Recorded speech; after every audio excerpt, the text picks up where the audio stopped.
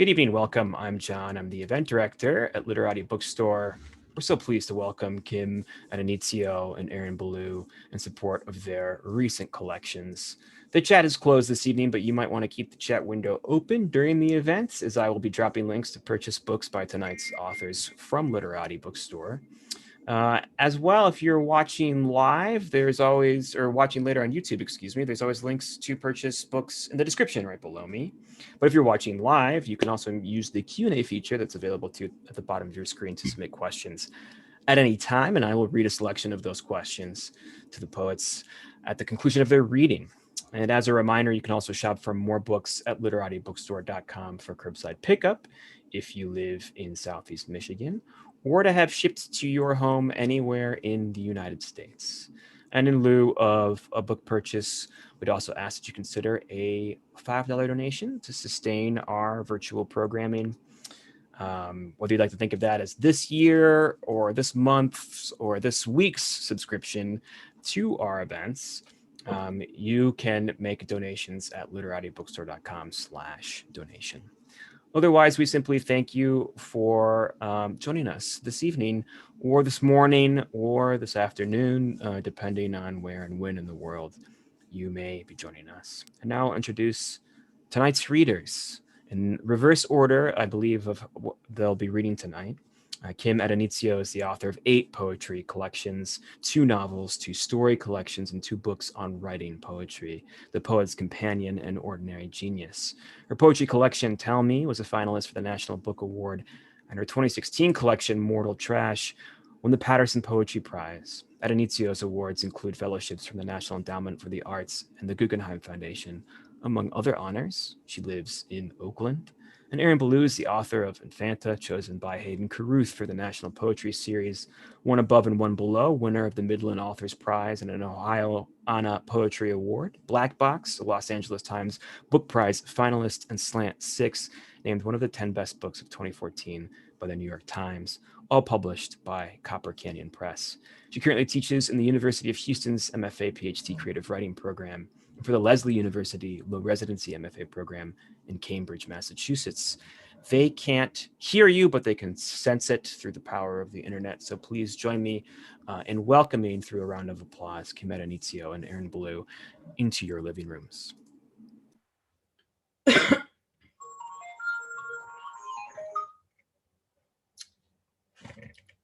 Should we go ahead and get started? Hi, thank you all for being here. It's nice to see some friends out there in the virtual universe. Thank you so much to Literati Bookstore and John for putting this event together. And it's a real special pleasure to read with Kim because she's one of my favorite poets and one of my favorite people. And her cat is awesome, clearly, whose tail is wiggling behind you right now, Kim. So I'm just going to read maybe 5, maybe 6 poems, nothing too long. But I'm going to start with a poem that Kim had specifically asked me to read. So this is a poem for Kim, and it's called When at a Certain Party in New York City, from which book? From my book Slant 6. When at a certain party in New York City. Wherever you're from sucks, and wherever you grew up sucks. And everyone here lives in a converted chocolate factory or deconsecrated church without an ugly lamp or souvenir coffee cup in sight, but only carefully edited objets like the Lacanian soap dispenser in the kitchen that looks like an industrial age dildo. And when you rifle through the bathroom looking for a spare tampon, you discover that even their toothpaste is somehow more desirable than yours. And later you go with a world-famous critic to eat a plate of sushi prepared by a world-famous chef from Sweden. And the roll is conceived to look like a strand of pearls around a white throat, and is so confusingly beautiful that it makes itself impossible to eat. And your friend back home who says the pioneers who first settled the great asphalt parking lot of our middle were not, in fact, heroic, but really the chubby ones who lacked the imagination to go all the way to California. It could be that she's on to something. Because admit it, when you look at the people on these streets, the razor blade women with their strategic bones, and the men wearing Amish pants with interesting zippers, it's pretty clear that you will never cut it anywhere that constitutes a wear. That even ordering a pint of tuna salad in a deli is an illustrative exercise in self-doubt. So when you see the dogs in the high-rise elevators practically tweaking, panting all the way down from the 19th floor to the first, dying to get on with their long-planned business of snuffling trash or peeing on something to which all day they've been looking forward, what you want is to be on the fastest Conestoga home, where the other losers live, and where the tasteless azaleas are, as we speak, half-heartedly exploding.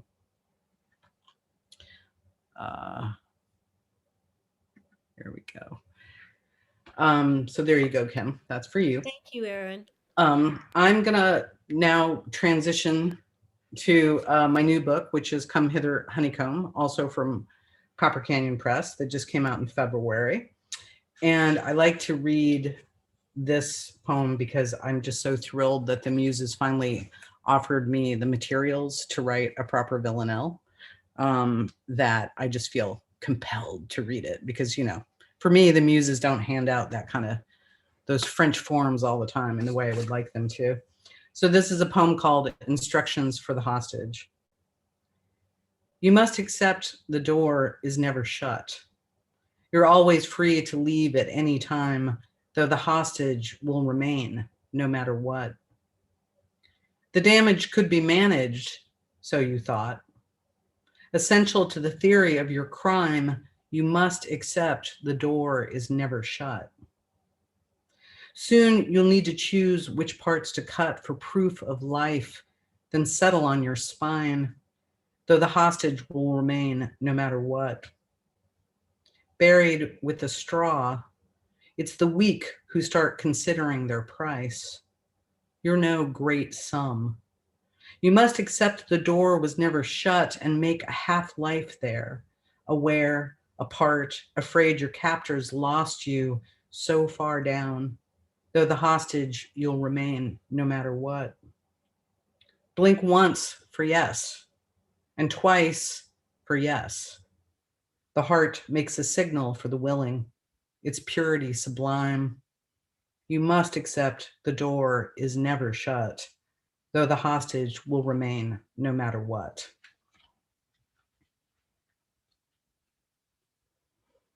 So that is the one villanelle the muses handed to me. I'm trying to keep track of time here. This is a poem that was inspired by, for one thing, living with a hoarder. And it has an epigraph from Guy de Maupassant in his Letter from a Madman that says, "And from the moment that everything is limitless, what remains?" So this is a poem called The Man Who Fills in Space. The man who fills in space is petrified. The outlines of each table, counter, his and the spouse's nightstands all blur beneath the mess of his collections. Covering his mouth, the man often yawns reflexively. It's hard to feel your own unease, so tedious, a house too quiet. And he is growing weightless, churlish, lapsing into sulks, as the bees that work inside him plot more often to refuse him the lullabying comfort of their swarm. But when he pokes the canker of that great blank whatever he never hopes to find, he swears he hears it laugh, the terrible what of what is not. It yawns right back at him. The man who fills in space drips with the stalagmites he fashions for his temple. Pillars made from leisure magazines, sour-smelling foreign change, a plastic bag engorged with dead men's wallets, the treasure of his mother's broken seal-a-meal. All the stuff of him pressed lovingly beneath a pelt of dust in which he sometimes thinks to write his name. And when he leaves each night to make himself less awfully not, and drinks to make the bees return, searching for the necessary spot from which to phone his mistress, sometimes the moon comes by, peering through the window of his car to wonder at this man who fills in space. And the man looks back at her, marveling at how lonely she must be. Those barren miles, the nothing of a few golf balls, a clutch of silent flags planted in her porous white. Though he recalls the astronaut who left a tiny silver pin behind, proving someone he can't quite remember claimed another place he'll never go. The man who fills in space, he thinks of this while considering the moon, the sadness of the object, that single sharp prick alone somewhere in the universe.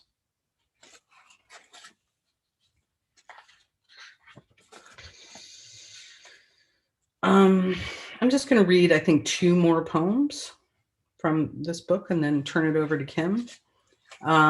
This is a poem called "Please Forgive Me All That I Have Ruined."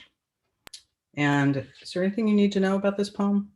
I'm kind of excited about this poem because a cassowary makes an appearance, and I had, like all poets, I'm sure, had wanted desperately to have a cassowary in one of my poems, and so he showed up for this one. Please forgive me all that I have ruined is what I wrote in a letter 4 years ago, and which in retrospect feels painfully ridiculous. The lyric flourishes absurd. Though it isn't like I didn't pony up for all my extra. I took that check for every meal, always ready to confuse the sum that someone wants from me with the balance of myself. My son and I, we've gotten good at being quiet after all those years of someone else's noise. Not unhappy quiet, but better than most at keeping still. It can feel willful at the holidays when half the time I'm left to herd the silence on my own, but mostly we ghost along contentedly through our dailiness. My son says he's convinced if we were predators, we dive more silently than barn owls, who are extremely silent, with feathers notched like steak knives that break the air to make them so. On other days, we are benign, slowly shifting from room to room, more stealthy than giraffes, whom scientists believe at most emit a non-committal hum, though their experiments can't entirely decide. Most often, drowning comes to us like this, so very quietly, while those dithering in the boil forget one decent option to consider: save yourself. Once, my son went under sneaky-like right behind my back when I was lifeguard for his tiny tuna pre-K class. Once, he vanished absolutely inside a rack of discount dresses at a giant mall, pretending to hang there like an affordable floral print. He watched me call and call, my terror bursting skyward, all glassy spangle and screech, a one-woman fireworks display. And because he wasn't obviously damaged, I now take pleasure in the thought of him, invisible inside those dearly purchased minutes, loosed from the flaming dirigible of my fear, that red balloon unknotted from his wrist. Which is one kind of message sent by the universe, though typically uneasy to parse.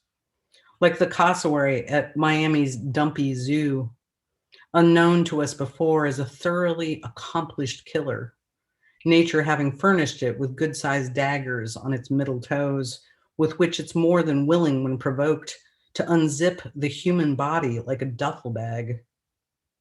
And how its minders came to us before the aviary show, since we were closest to the stage, instructing us to hold completely still when they brought it out, to tuck in our feet and put our hands deep into our pockets.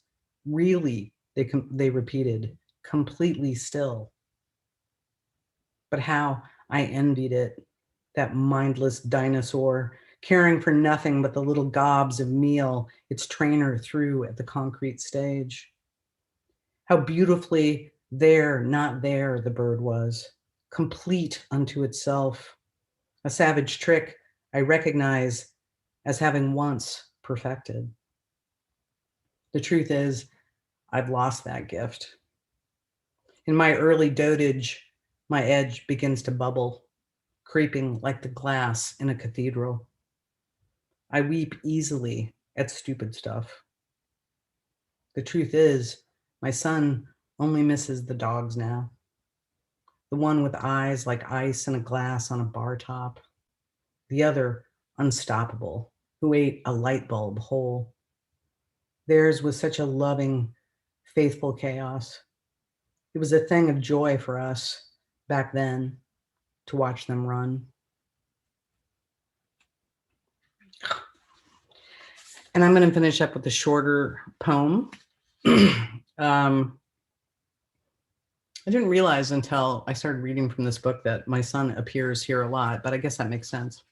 This is a poem I was asked to write for the Shelter in Place poems that, what is it? Poem a Day was doing poems that were sort of loosely around this idea of sheltering in place, as we've all been doing for this endless year. So this is the poem I wrote for that. And I'll thank you again for coming. And thank you again to Literati for having us here this evening.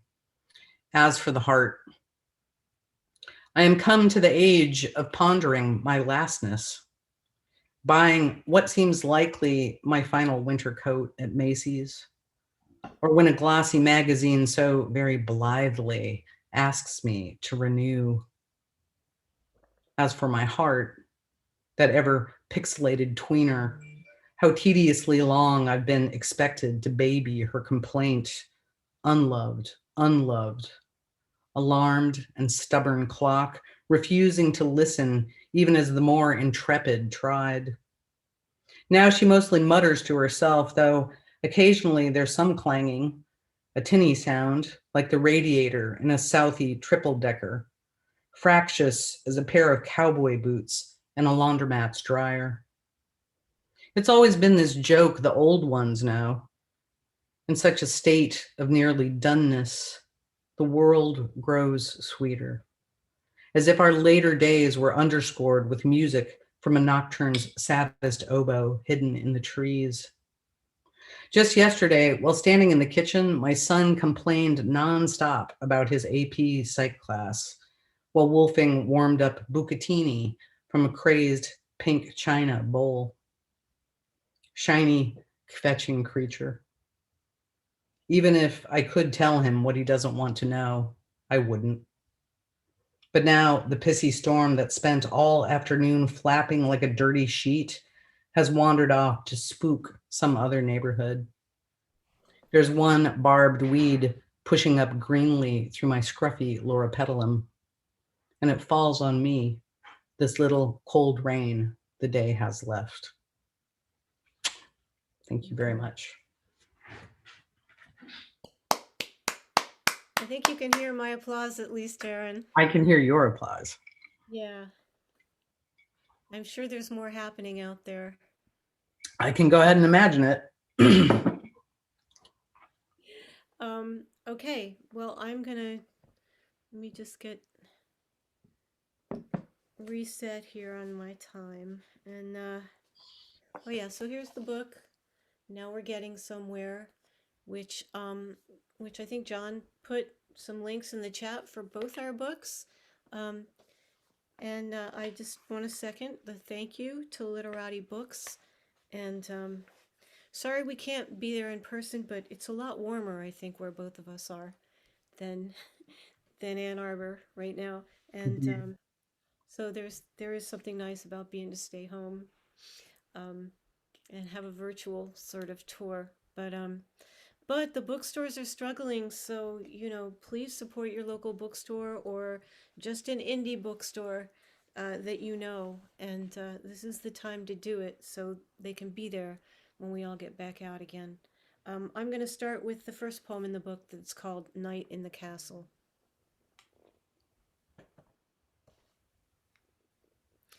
I'm not sure what to do about that scorpion twitching on the wall. Maybe I should slam it with this book of terrible poetry, or just read aloud to it until it dies of a histrionic metaphor bleeding out on the ancient stones in a 5-octave aria. If I get a little drunker, I might try to murder it with my sandal. I gave up on mercy a while ago. That's what happens when you live in a castle on an artist's grant.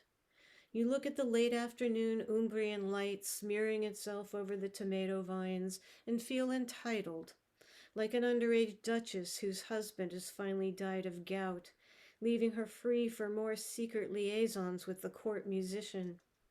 She might even have poisoned the Duke, the lecherous shit. It's hard to remember what life was like before this. And I don't want to. I want to stay here and poison the king next. I want to be a feared and beloved queen, ordering up fresh linens and beheadings, locking up bad poets in their artisanal hair shirts, torturing academics with pornographic marionette performances.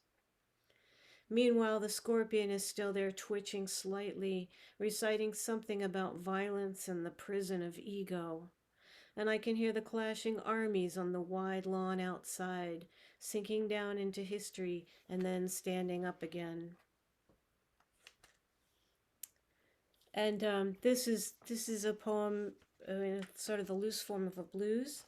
It's called Black Hour Blues, and the word black is sort of a magnet attracting different filings of meaning. So sometimes it's the black of char after fire, sometimes it's racial, and sometimes it's just the color, and probably a couple of other connotations. It also, you'll probably know most of the references. The Ghost Ship was a place here in Oakland that a lot of young artists were living in that went up in flames due to a lot of substandard wiring and complete indifference on the part of the landlords in the city. And a lot of young people died in that fire. So that's that. And then Grenfell Tower is in the UK, and that was also um, a lot of poor people living there, and also went up in flames because of things that went unaddressed. Black Hour Blues. Nothing is the blue. Nothing is the new black shit soundtrack.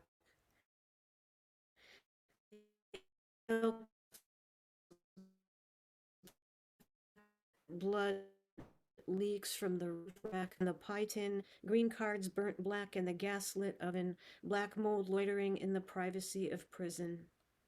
Black Deepwater Horizon, pelican and dolphin. Through standing rock, a black worm crawls. Black Baltimore, Mali, Iraq, Sudan, Cambodia, Sinai, Selma, The darkling beetle raises its black back and runs through the black ghost ship and Grenfell Tower ruins. Black Syria, Somalia, Ferguson, Attica, Gaza, Yemen, Black heart weighed against an ostrich plume. Blindfolded goddess, long sword drawn. Nowhere in the come down, come down.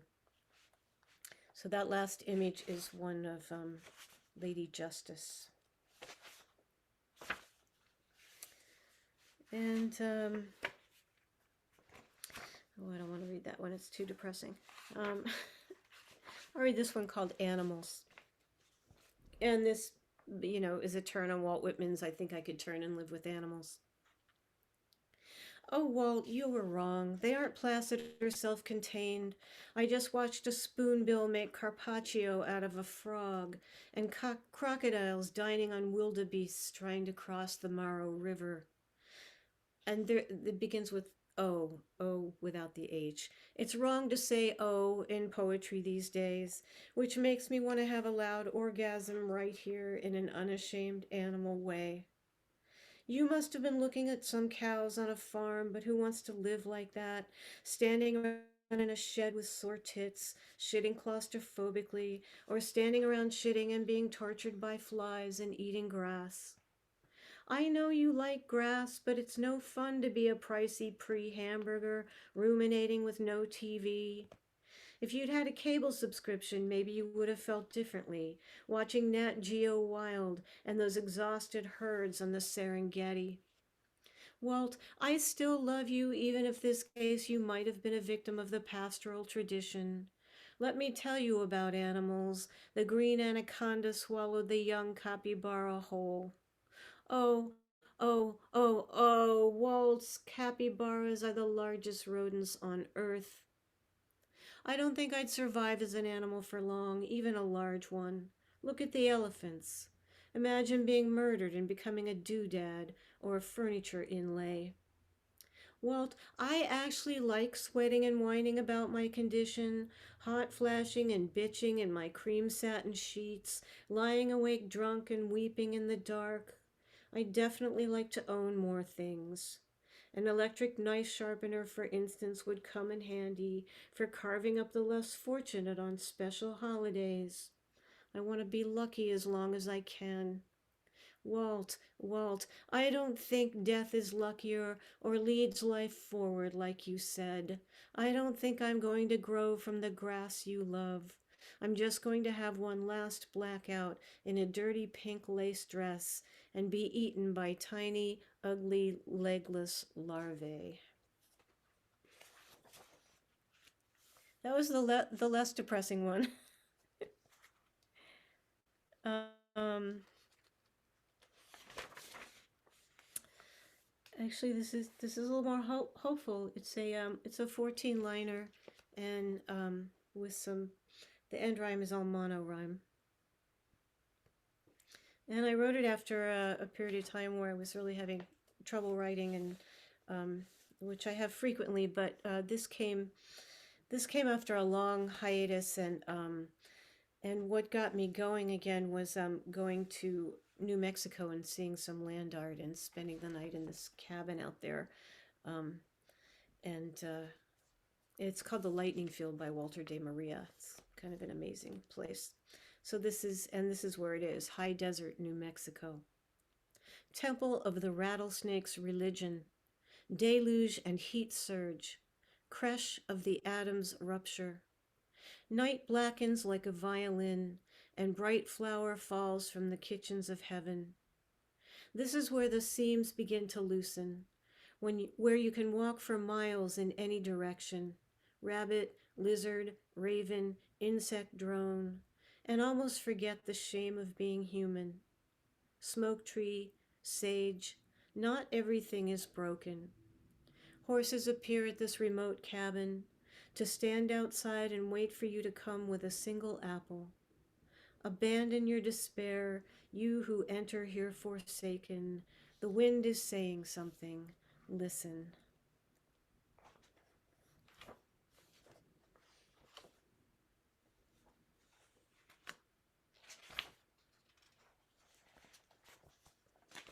And this is called Song for Sad Girls, which is a section in the book. Right now I feel like a self-cleaning microwave about to malfunction. My friend texts from the East Coast. I smoke so many cigarettes in this chair. She's in some bar. Do people still even say old haunts? She's sitting there with a second beer, haunted by a sad girl. Now I feel more like a burn hole in a cushion, still smoldering. A set of plastic curtains. Whoosh, I could go up any minute. Sad girls, you're everywhere. Sick on the snake oil of romance. Blundering in and out of beds and squabbles with roommates. Scalded by raindrops. Hating yourselves with such a pure hatred. Loving the music that makes it worse. This is that music. There's a low piano part in here somewhere, sinking under a wave of minor thirds. There's a plastic guitar with shitty strings, and you think you're that guitar nobody wants, even for a weird art project. You don't know that your trash and dead birds can cast beautiful shadows. You don't know anything, and I love you for that. Right now I feel like a menthol filter. I float face up in the toilet, my lipstick dissolving as crowds of girls swirl by. I creak like a rusted out insect trying to fly. I spin around and around for you and you only, scraping out this old sad song. It's funny. I when you're putting together a book and when you're going through all the steps before it finally gets published, you read it over and over and you proofread it over and over till you're sick of it. And then you notice the little repetitions. And the one I didn't notice until unfortunately it was too late was that the word shit makes an alarming number of appearances in the book. And I apologize for that because I would go back and change it if I could. Um, Maybe if my book sells out, everybody buys it, I'll get him to fix the second edition and figure out some other language. Um, but yeah, it's just there, and it's one of those things. Once you see it, you can't stop seeing it. Um, I'll do this quick little one. Dorothy Parker is one of my favorite poets, and I love her poem Resume, which goes, razors pain you, rivers are damp, acid stain you, and drugs cause cramp. Guns aren't lawful, nooses give, gas smells awful, you might as well live. So I copied that pattern and wrote a little drinking song called Resume. Families shame you, rehab's a scam, lovers drain you and don't give a damn. Friends are distracted, aging stinks, you'll soon be subtracted, you might as well drink.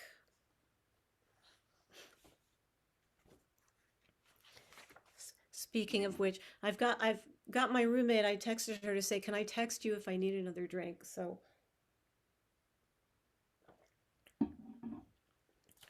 this one's called "Ways of Being Lonely." No, actually, I think I'm going to read another one that's kind of a similar strategy, but is a different. It doesn't have. Well, it's a strategy in that it's that anaphora where you just begin with something, and um, you repeat a couple words at the beginning of the line over and over, and I love it. I always love hearing anaphora using poems, however you say it, and because it just allows your brain to move in different directions rather than narratively. This is called Archive of Recent Uncomfortable Emotions. This haircut makes me feel ugly feeling.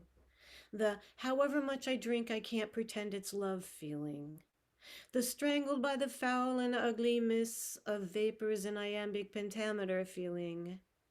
The everything I write is shit feeling. The I'm sorry I gave you those blowjobs and did you not understand the meaning of reciprocal feeling? The it's not my birthday anymore, I'm just older feeling. The looking at x rays of my teeth feeling. The something died in your eyes and I can smell it feeling. The literary recognition might be just another shiny object feeling. The darkling, I listen, and right now I think it would be kind of cool to die feeling.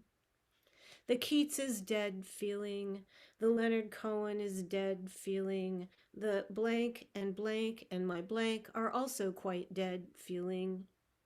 The I am Jean Reese getting blotto in a dismal room in Paris with black specks on the wall feeling. The maybe I'm just getting blotto feeling. The trees are no longer my friends feeling. The my friends are no longer my friends feeling. The once I was a 19th century Russian novel, but now I'm a frozen chicken entree feeling. The I can always return this feeling in the prepaid envelope feeling. The I am the prepaid envelope feeling. And speaking of death, this is another 14-line monorhyme. The Miraculous. The band starts the song over, the rhythm's still wrong, sounds that will never alchemize to music. My brother's new liver is failing. There's someone's loud lover swearing to Christ in the bar to get sober, but the moon is being smothered by the trees and there is no ladder far enough. I go down to the mouth of the river, ugly with waste, yellow foam and trash, a tanker crawling the horizon. What does it bear? Oil or chemicals? I was taught a man could walk on water, that if I listened and unhinged my heart, I'd hear a presence stirring the air. And I do. God the murderer, making things perfectly clear.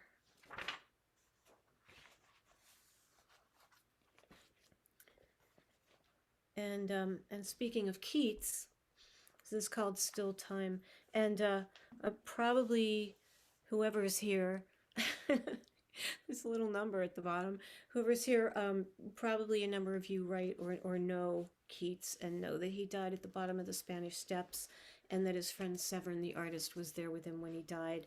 And you can go to the Keats Shelley house in Rome, and you can see things like this big blonde curl of Shelley's hair that was cut off whenever they cut off the hair of Victorian boys and they became, I guess, I guess it was sort of a rite of adolescence, you know, that they were starting to become men, and and Keith's death mask, and you can see the room where he died.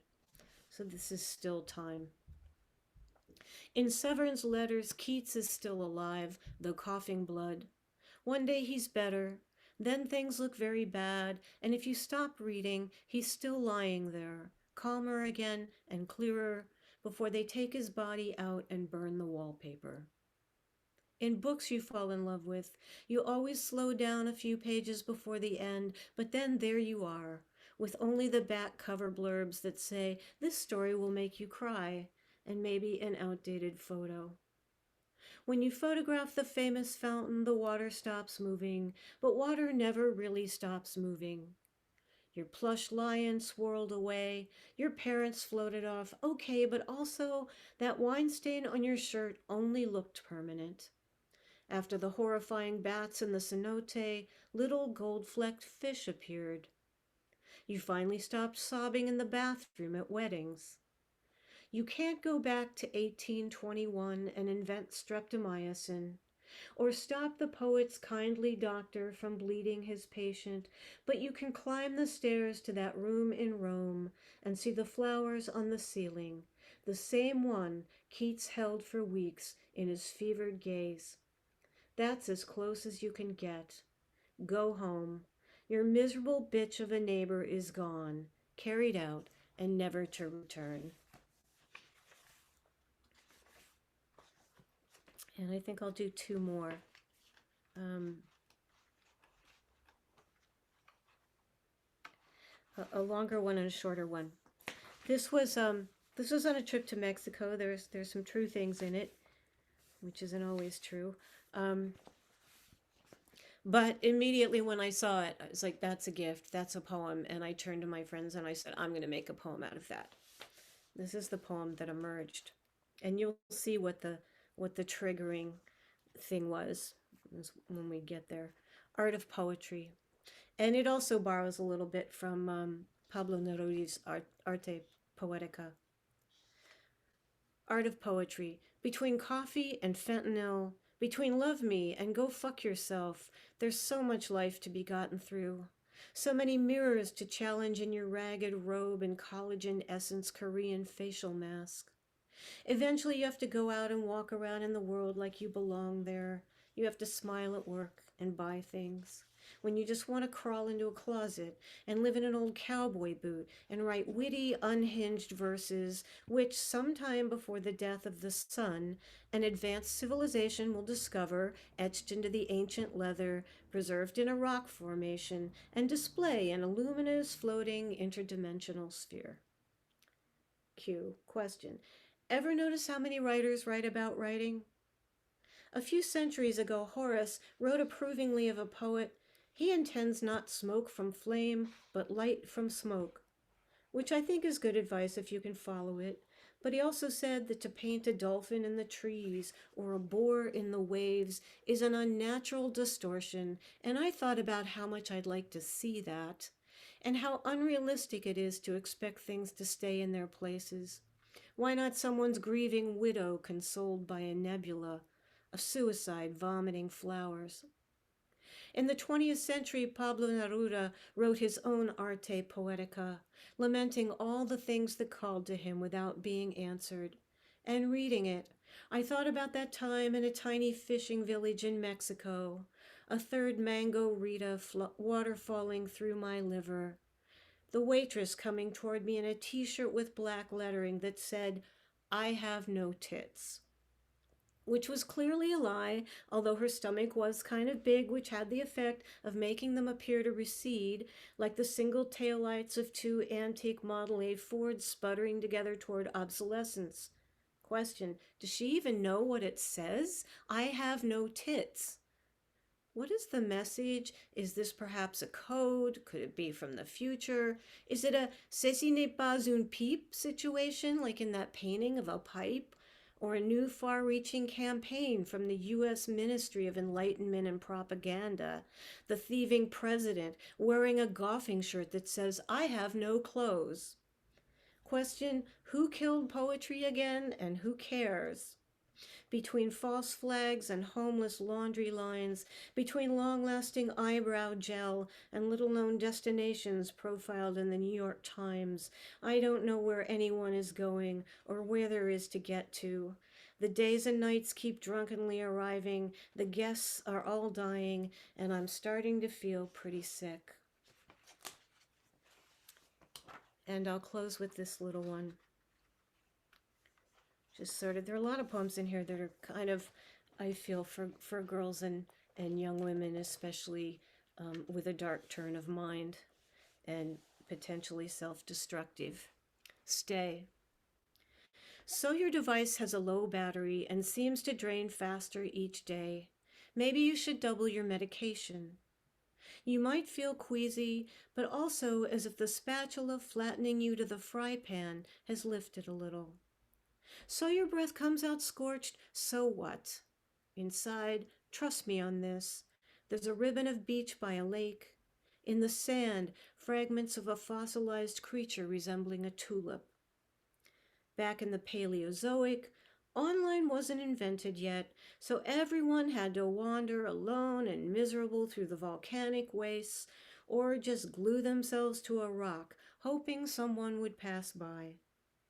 Now you can sob to an image of your friend a continent away and be consoled. Please wait for the transmissions, however faint. Listen, when a stranger steps into the elevator with a bouquet of white roses not meant for you, they're meant for you.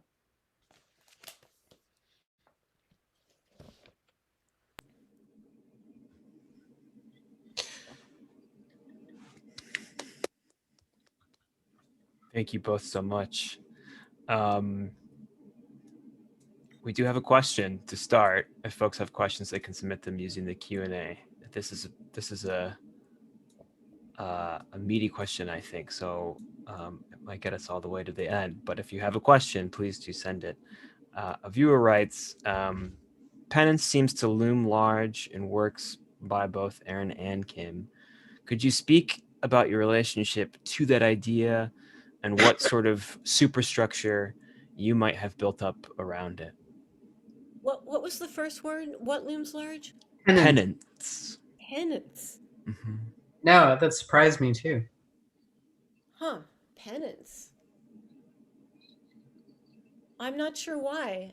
I'm not sure I connect to the question. I don't know how, meaning you're sorry, meaning making up for things you did wrong. I guess I'd be really curious to know where that, um, viewer heard that, or how to interpret that, because I don't actually. I don't know. Erin, does that ring any kind of bells for you?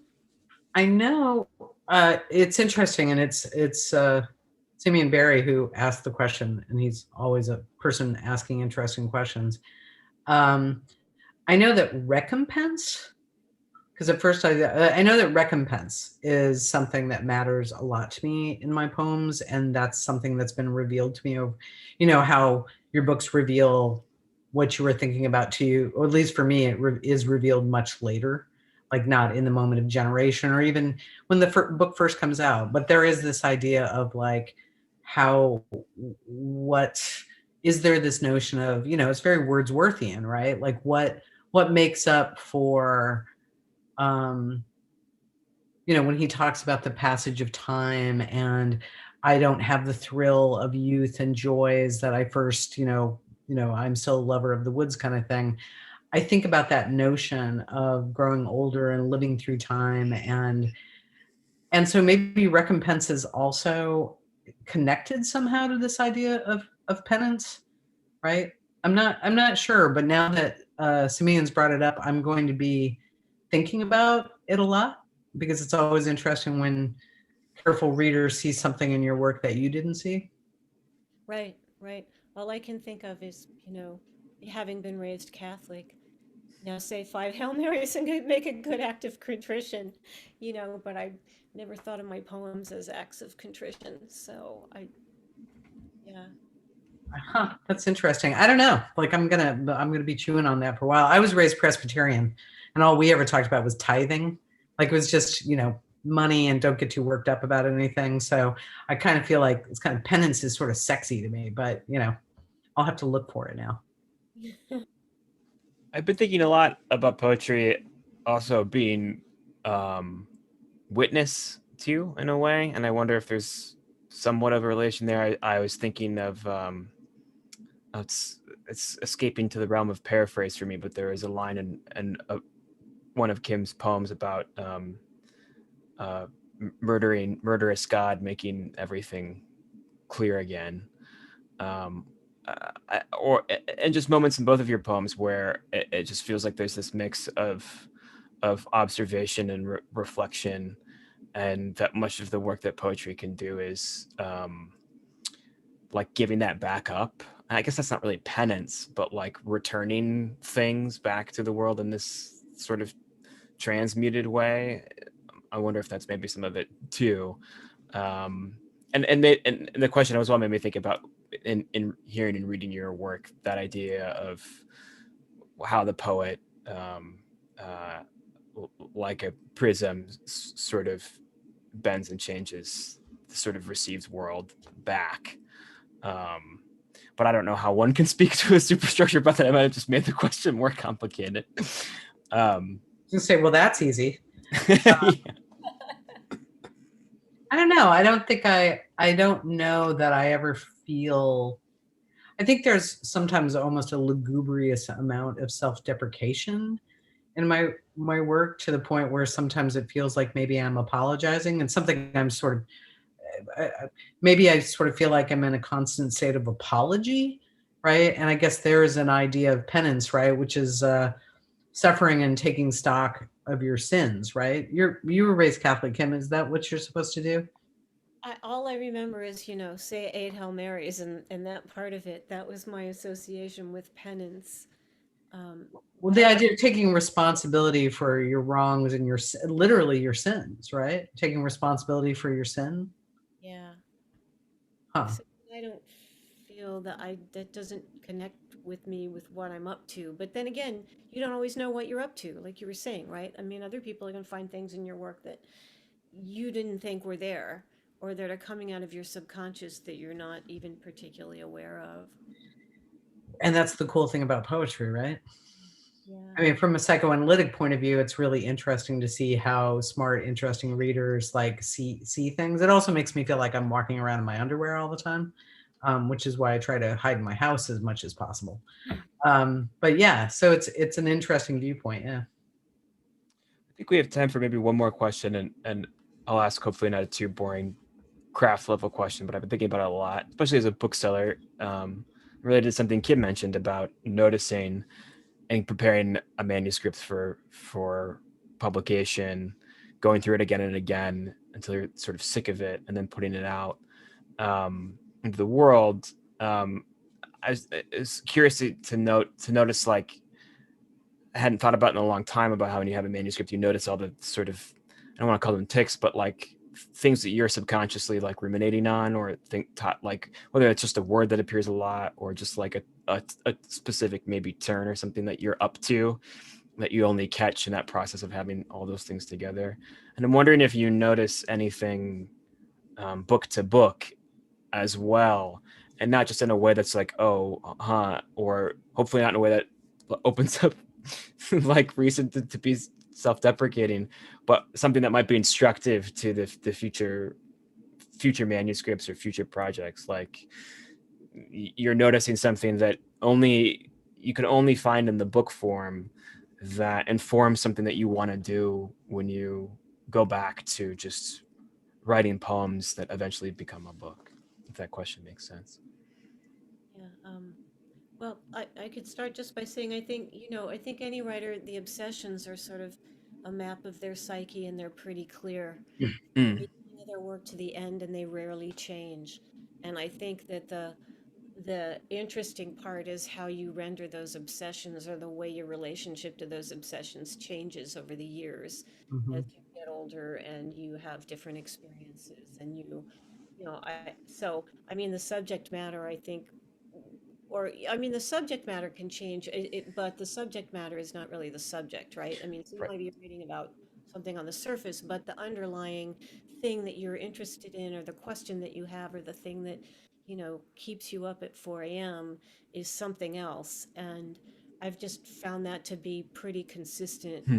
with all writers. But the writers that interest me and the artists that interest me mostly, I think, are the ones that are sort of keep going different places and don't do Absolutely. the thing over and over. And I think that's the thing you want to try to avoid is you're already trying to find fresh ways to tackle the same thing. Hmm. Because in the end, there is no answer. So all you can do is sort of ask the questions in some interesting way that might, somebody else might recognize as their own questions, or occasionally it might even give them a partial answer to something none of us has the answer to. So, um, yeah, that's the way I feel. I'm just, it's just like circling the light bulb continually, but not wanting to, um, not wanting to be the same creature that circles it and not wanting to immolate myself either.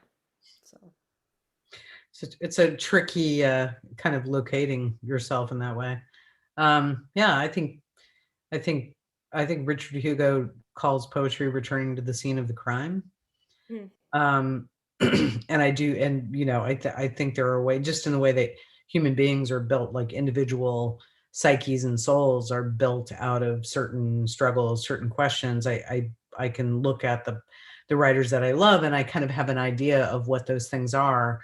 But like Kim, I'm really interested, and I always leave my psyche to itself. God knows that I don't want to deal with it. And I figure it's going to have its way with me anyway. So what I'm usually focusing on is some artistic question for what a book can be doing. Like I'm always I usually, each book that I've written, I realize kind of middle and after that there are a set of questions that I've had about poetry and what poetry can do and what shapes I can make out of it.